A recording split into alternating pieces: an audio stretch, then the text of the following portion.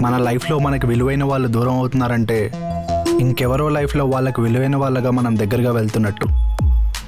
చాలాసార్లు ఈ ప్లేస్కి వచ్చాను కానీ ఈసారి కొంచెం కొత్తగా అనిపిస్తుంది.